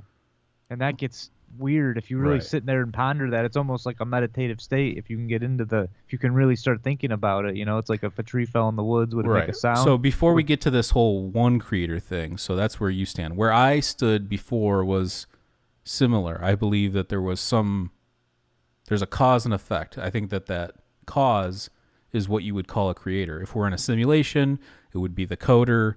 If we're in a video game type of simulation thing, we may have jumped into this thing ourselves, and in that case, maybe the game is God then, and we're just participating in this game, something like that. If we're biological entities where this means, nothing and it's random, then, again, like you're pointing out, what's the point of it? Or like, is there a point? We created purpose, humans did, but is there an actual purpose or point or cause, first cause or something like that? That's all interesting to think about. But before we get to all that, before there was even one God, there was multiple gods. There was lots of gods. You go back to ancient Egypt, you go back to ancient Sumer, you go, through all the ancient civilizations, and there's multiple gods or goddesses, and they're all saying different things, or they all have different attributes. Especially in a lot of mythology, that's how usually people know about gods or are familiar with gods, is maybe Greek mythology, Roman mythology, So, what do you think about that? Like, why do you think people thought about as multiple gods? I don't know. I was watching a special over the last week about how some of these Greek gods could have been aliens. What were you watching? Ancient Aliens? No, they were talking about how these guys, the things could have came down and they would have had technologies that would have been godlike, and it wasn't Ancient Aliens, but again, it was probably a show kind of in the similar vein as that. But even if you showed up, like when we showed up to the Native Americans with guns and stuff like that, they could have looked at us as something from out of this. Well, we were out of their world, out of their familiar world, if you will. So I don't know. I think that maybe in ancient Greek, some of that stuff might have been real. I'll say this. I 100% don't think anything came from anywhere else and like landed on a ship and then got out of the ship and then walked over to these, dudes and, oh, this guy's Prometheus. He's giving us, fire. I don't think that happened. What I would say is a possibility is maybe these people were having psychedelic experiences or lucid dreams or something where they were experiencing entities telling them things, and maybe the first guy that figured out fire, they called him Prometheus, or Zeus was somebody that understood the weather cycles, and lightning and things like that. I think something like that could be possible, but I definitely don't think anything came down and physically gave people technology or information, if that makes sense. I'm talking about physical beings. I'm saying we know about psychedelic experiences and entities. We know about meditation and entities and things like that. But I definitely don't think that something got out of it. And I could be wrong, but that's just where I stand on that. Well, there's nothing that would ever support that, especially through the time that we're in now. So I think that's a good point. I think you would have there would have been more to indicate these were smart, intelligent people. You don't think that would have been preserved, better, or, like without needing interpretation or to really misinterpret something? You know what I'm saying? Well, they said they came down from above. They have no clue how they. I don't know. I'm not saying that that's something that I believe in. I'm just saying that there's a possibility that. That's you, bro. No. That's you. Oh, that's where we're diverging here. I don't even know how we got on this concept. I'm talking about if there's one creator or not. Now we're talking about Greek gods. You're the one that brought it up. I said I was watching a show, bro. I didn't say that I believed in the thing. And we know what that show was. It's called Ancient Aliens. No, it was called prehistoric entities. Okay. It was an off. It was actually the knockoff of Ancient Aliens. Okay. Even less credible than the show. No, look, I'm open-minded. Is there a small possibility that something could have visited here? Yeah, I don't look at it like that, I guess. I don't know. I don't think that that's even really... Well, do you think in the next 2,000 to 20,000 years that we'll be able to go to a different solar system and visit some kind of planet that has, ape-like entities, or even maybe something a little further they wouldn't look like on? us. Yeah, they wouldn't look like us at all. They would be something weirder, and we wouldn't know how to communicate with it probably. And I think that's why that's why I'm saying what I'm saying now, why I don't believe it. Because even if those things came here, how would they know how to communicate with us? Why would they give us things that would eventually help us, And I guess that's kind of a pessimistic view, but it's like, unless something's really trying to help us, and that we'll get into that when we talk about like aliens and stuff. I don't want to get too far down. All right. That's we'll talk about extraterrestrial life and signs of life and aliens and UFOs and stuff. We'll talk about that on the last part of this series. But yeah, I believe in metaphysical things and messages. We talked about Tesla and Steve Jobs and all these people, these visionary thinkers and people receiving information and ideas and data and stuff like that through some sort of weird source. I think that that's 100% possible. In fact, I've had those experiences on psychedelics. I just wouldn't go as far as to say, this thing landed and then... Oh, that's a massive...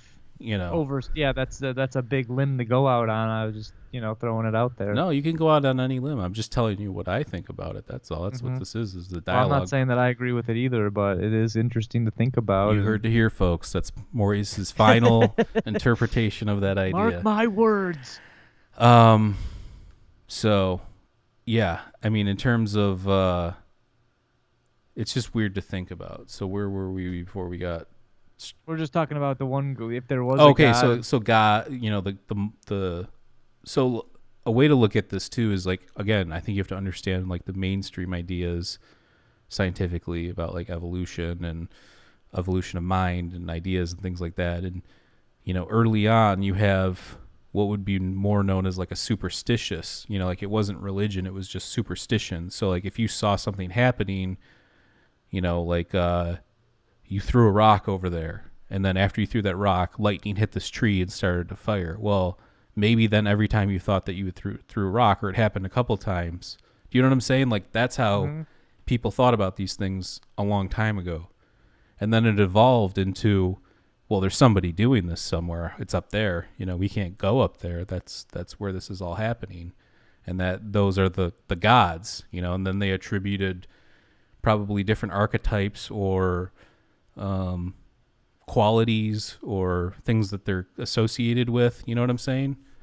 Like Poseidon with the sea. Well, that's his, the sea is his thing, the archetype or whatever. So, yeah. And I think that that's why you had gods. You went from superstition to gods.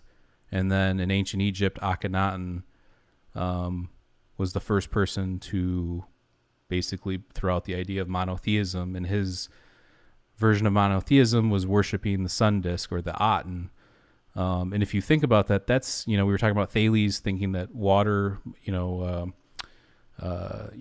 is water monism, or everything's based off water. That's not, you could kind of look at like Akhenaten's as being kind of visionary, and it's like, we need the sun. Everything's based off of the sun. So if you were to think of something as a god, the sun would be a good thing because we need it to live 1,000%. Well, we need the water as well. Well, but you need the sun. Without the sun, nothing's here. No light, no energy, no power source. True. So, yeah, you need the water, but I mean, that's an interesting thing. Is there life out there that didn't need water, or is, I don't know. That would be a weird way to think about it. Let's see here. Yeah, and somebody mentioned, Plato, Aristotle, and some of the other Greek philosophers criticized mainstream religion of Zeus and his offspring, and they didn't believe in the Olympic gods. Yeah, that's true. They again, Thales was kind of the first philosopher that diverged, and then you have, you know, the Milesian way of thought, you know, the Ionian, you know, coast there, and you've got all these like early thinkers in that area, and they come up with natural philosophy. But yeah, there was the first philosophers were critical of the idea of these gods that like controlled everything. And if you think about it, there's still people that are kind of in that mindset. Oh, whether it's whether it's monotheism or polytheism, there's still people that believe, you know, in these things. And again, I'm not one to judge or whatever. I just think that it's again, you always have to be evolving your ideas and thinking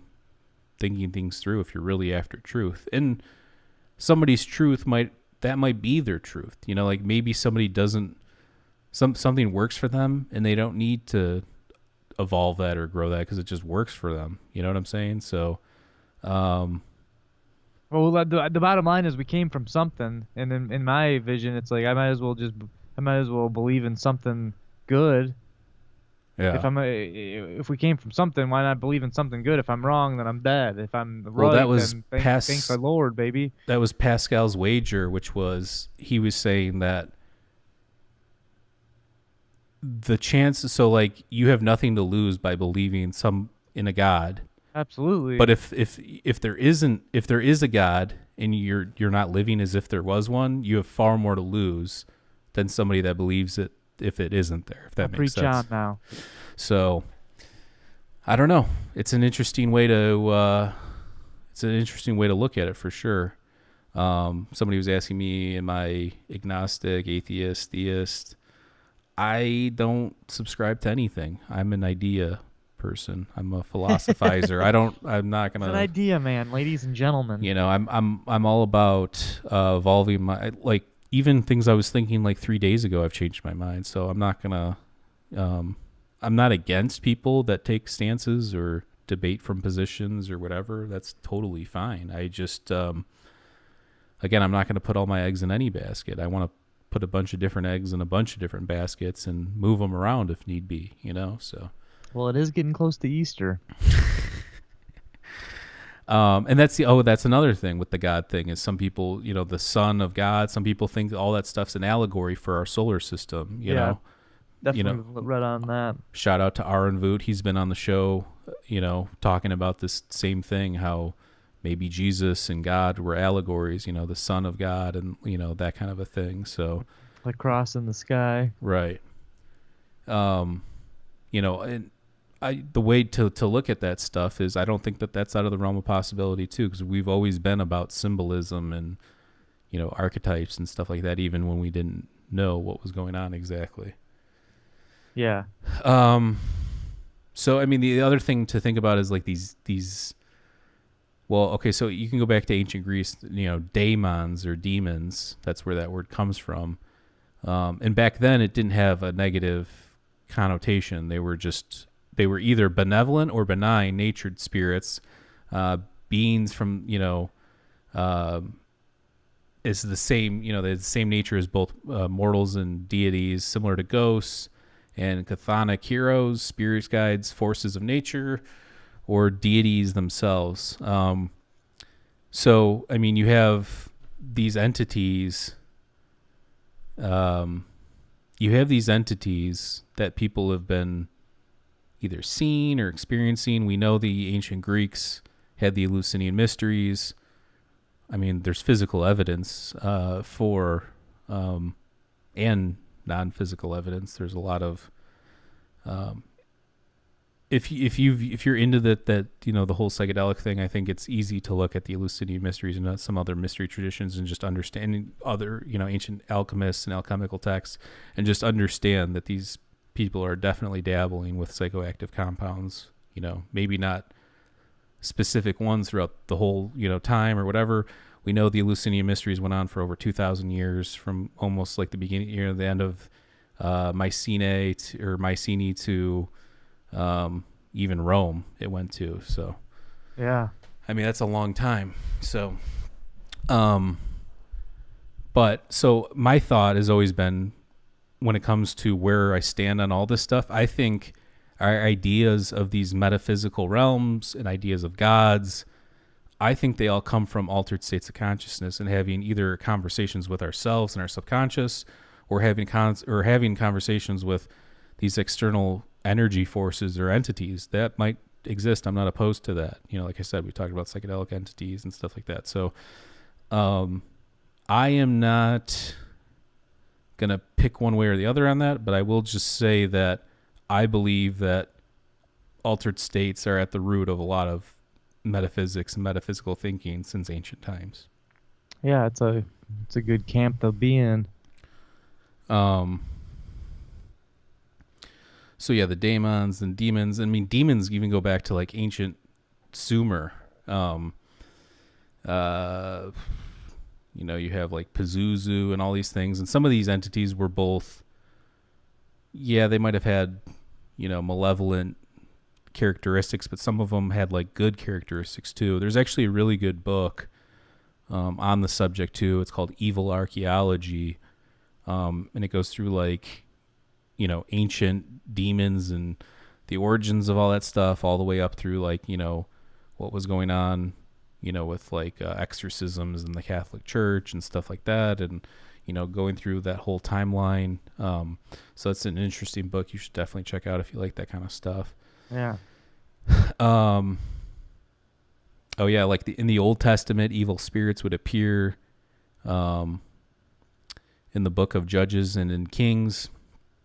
You have Solomon who commanded these demons or these entities to build his temple, and he had this ring that had this power over these entities, and there's I think it's called Solomon's Key, if you're interested in that too. So, I mean, but you're, if that is real, you're going to be playing with fire with that book. So interesting. Let's see here. So yeah, I think the idea of my personal belief is that whether there's other things out there, like let's say there are metaphysical entities or energies or something that we just can't see, even if that's the case, I think humans still evolved from like superstition, like believing superstitions, which we still have an element of that if you're a sports fan, or if you have OCD, there's certain things, and superstitions and things, rituals and things like that. Yeah. We still have a remnants of that. So I think it went from that to multi-god or mythology to monotheism. And then once you had science, I think it brings up the possibility of material monism, or just there being a material realm, which is what, like you're saying earlier, how most people think now. I think 70%, I saw some studies, 70% of scientists believe in material monism, or, believe that everything's material, and when we die, we die. This is all it. It's a cosmic accident, that kind of a thing. So, I mean, that's a large percentage. And these are the people, doing all the experiments and tests out there. So, yeah. Let's see here. Again, we talked about the idea of like a bearded Zeus looking guy in the clouds. Obviously, that's what most people think of when they think of God, is like some bearded older man in a toga, sitting on a cloud, or whatever the case may be. That's like the visualization that's in like cartoons, it's in movies. That's like the archetype, right? I don't think that that's the case, obviously, at all. I mean, I remember even being like 10 or 11 and being in like church and being like, what? Like, I don't know. Just the idea of it. It's just like question, like how, even if let's just say Catholicism was right, then what does that say about all the other religions, that they're wrong? I would always ask those questions, and people would like not have answers for me when I was younger. So, I mean, you have to ask questions. You have to think. You have to use logic and reason and kind of get to these places. So, yeah. Let's see here. And again, I mean, you have even shamanism, like I said, an early psychedelic use, having an influence, I think, on this kind of stuff. As you mentioned, everything is energy and vibration. Mr. Maurice, Mr. Vibrations. Hey, feel the vibration. Is love connected to like a higher purpose or calling? So like there's even we've talked about, we did an episode I think with Andrew Tischler back in the day on Tom Campbell, like Tom Campbell's simulation theory. The end point is like everything's like the end goal is love. So everything's like being funneled anthropically towards love, if that makes sense. Mm-hmm. Yeah, that's the kind of that I'm down with that. I think I think love is that one of the highest vibrations. Yeah. So if you're living in that realm, then everything in your life will reverberate into a positive arena, if you will. Right. Yeah, I just think that I think love is just one of those things where I think of it as kind of like consciousness. Like, what is this thing? We can, well, I think all of us can feel it. I mean, maybe there's some people that haven't experienced it, but I think that love is this like metaphysical thing. I mean, you could probably reduce it to like some sort of endogenous chemical reaction and oxytocin and this and that and this happening in the body.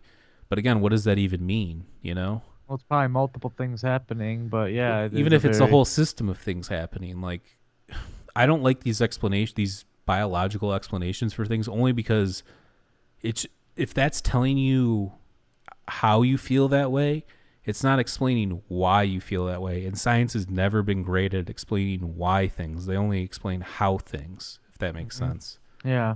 So, and that's, and then there's a lot of people that would argue, well, maybe there's not a why, maybe there's not a purpose. So, let's see here. Oh, okay. Is there any way to prove or disprove a creator or creative force? I mean, I think we can both answer this, and the answer is no. I don't think we will be able to answer that. I don't even think we'll be able to. I don't think people, if we make it 2 billion years, whatever, I don't think those people will be able to answer it either. Yeah, it's just something that's never going to be answered. Because what if there's more than this universe, and once we get outside, it's like, oh, there's another universe, or there's an outer layer, or there's another shell. You know what I'm saying? Or there's something else going on. So there's always another layer to the right. pie. Right. Yeah, everybody's talking about in the chat right now, MDMA and empathy and love, and yeah. I mean, I don't know, because my high doses of MDMA, we've discussed it. We discussed it on that Matthew Johnson interview episode, and we discussed it on our Trip Reports episodes. I didn't get that like loving.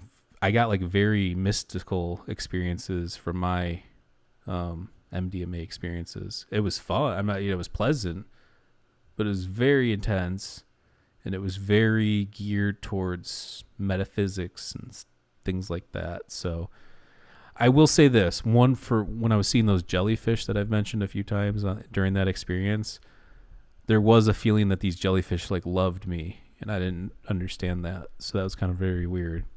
Yeah, that might be a connection to an outer realm, my friend.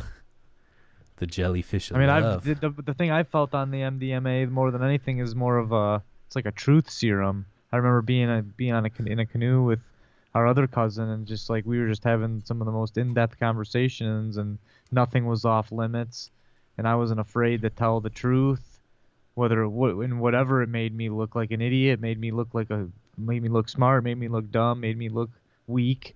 I didn't care. I was just going to tell the absolute truth and ask him questions that I would never ever in a million years ever dream about. But that's why I see that thing could be very powerful, and especially in like a relationship counseling session with a significant other or whatever, because you guys are just gonna tell everything and be honest, and I think that's how a good foundation of a relationship is built, is pure honesty.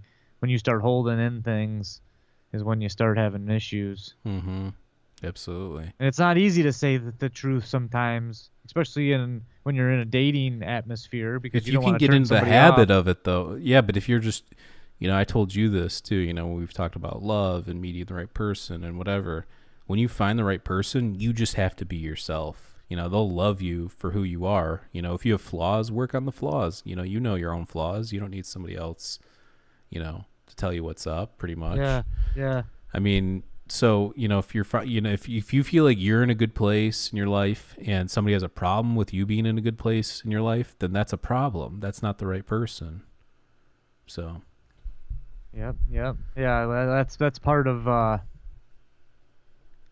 the attachment thing, though. That's what one of the aspects of my life I've been really trying to work on. It's like, why are you afraid of losing someone or losing an item or losing a job or whatever? It's all because you're attached to this thing. And if you can get rid of that attachment altogether, then there really is nothing to fear. well, that's where like Buddhism, comes into play. You were talking about there's good parts of every religion or whatever. Like I think that what you're saying, like not being too attached to anything, I think that can also be. It depends on what it is, I guess, is what it comes down to. I think if it's a good thing and it's productive, I think it's fine. If it's a negative thing or it's something that's good that's become negative because of the attachment, yeah. Well, all suffering comes from attachment. So Right. how could it be how could it be a good thing that you're attached to? Well, I mean, that's a way to look at it, I guess. Because you could even say, okay, well, my wife, I'm attached to her. That's a good thing. But at the same time, your relationship will come to an end in one way or another. So if you're fully attached, then yeah, you're but if going you're to saying if suffer it's after coming that. to an end via that, well, we're all gonna die. So Well, that's what I'm saying. I mean, either you'll break up at one point, or someone's going to pass away, and therefore, that's where the pain comes in. If you were never attached to anything, then you would never have that pain come in. But again, as human beings, we get attached to animals, we get attached to loved ones, we get attached to computers and things like that. And there's a varying degree of what you're attached to and how attached you are to it. Like, I'm pretty damn attached to my I think I have a different camera, perspective than you on this because I think it's because of my OCD. I think it's because I have a different way of looking at things already that I think that you're right about attachment, but I think you need to be attached to certain things sometimes, if that makes like. Well, I'm not saying it's like I had deep conversations with my friend who's like, you shouldn't even be attached to your own children. Obviously, he's attached to his kids. It's almost impossible not to be. But these people that are considered enlightened have no attachments and are able to disconnect from all that.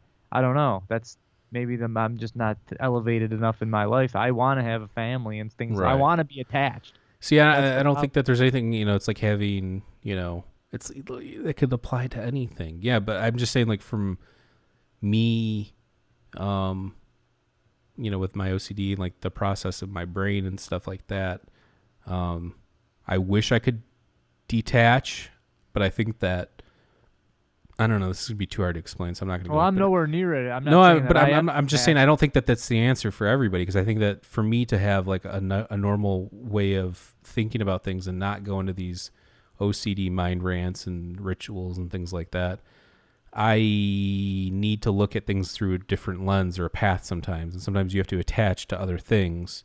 Mm-hmm. Like I've tried what you're talking about. It's nearly impossible. Well, no one said it was easy, but if that's how you've grown up, or through that culture, or like you grew up with Buddhism, or you might have a easier time or a better time doing it. I don't know. I'm just speaking from my own mental health issues and stuff like that. So well, even my friend, who's the one who's opened my eyes to this whole thing, isn't fully subscribed to it. Again, it's nearly Right. it's almost impossible. But again, if it's at the back of your mind, it will let things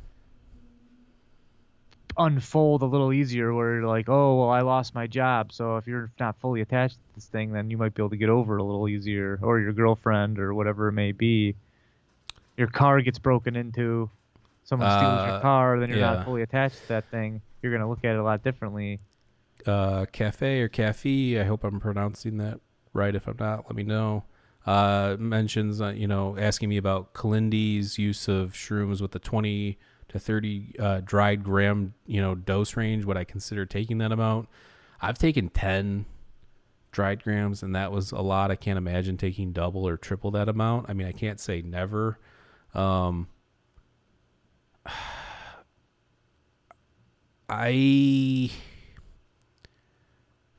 have no plan on doing it, but I mean, I've definitely have an open mind to things, experiences, and stuff like that. So no imminent plan, but like I said, I've experienced 10 dried grams before, and that was a lot. So we talked about that on our trip reports episodes. Let's see. Oh, I mispronounced it. I'll try and get that right for next time. Let's see. Where were we? Oh, yeah, creative force. So going into this podcast, I believe that there was some sort of energy that is the first cause or source of everything. From after doing the podcast, I still think that's the case, but I think I even have less of an idea of what I think it's like. And I don't think that's necessarily a bad thing, because I'm open. You know what I'm saying? I'm open to what it could be. Well, yeah, the more you learn, the less you learn. I had a very specific idea of what I thought it was going in. Now it's the opposite. I have a very non-specific idea, but I have kind of an idea in general, if that makes sense. Yeah, I agree.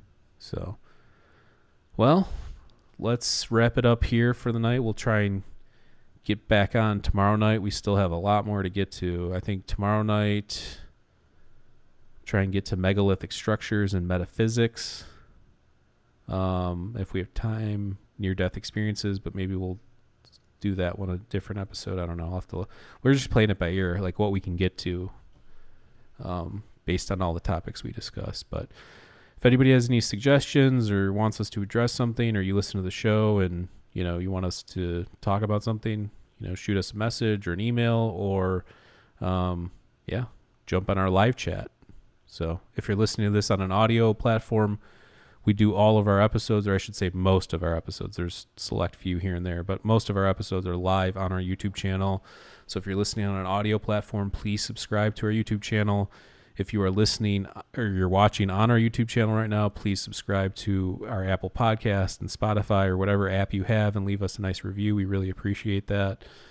And one more time, head on over to our Patreon at patreon.com/MindEscapePodcast.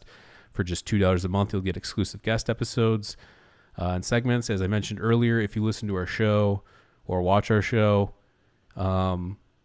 we have basically like a whole other show. And now some of the episodes are not an hour to an hour and a half long, but I mean, there's a lot of stuff on there. So it's basically like having access to a whole other show for just $2 a month. So we're also on Discord, so pop on there and say hi. And let's see here. One more time, head on over to indrasweb.org. If you like all the topics we talk about on this podcast and a lot more, head on over there, set up a profile. We want to connect open minds through speculation, theories, hypotheses. Just get on there and get going. Yeah, baby. And that's it. So we love everybody. Stay safe out there. And we're going to try and get back tomorrow night. Oh, I will. Okay, so Tuesday night at 11:30 p.m. Eastern time, we have a guest, Chris Bennett. He's written a few books. His most recent one being Liber 420, about like esoteric and ancient, cannabis use, and he's researched Soma, and he's got a book on that. So we're gonna have him on and discuss Soma, actually, is what we're going to focus on, and why his theory is that Soma was cannabis, and we're going to go through all his research and discuss that. It'll be part of our What Was Soma series, and we'll go through all the different theories, but part one will be with Chris, and we're going to go through why he thinks it's cannabis, and so he's got some pretty compelling research. He also has some articles on cannabisculture.com, so if you're interested, go check those out. And so we'll try to be back tomorrow night, try and get one on Tuesday, and maybe even have one or two more at the end of the week. So Maurice is back. We're going to get some stuff in here. So, all right. We love everybody. Stay safe out there, and we'll catch you next time.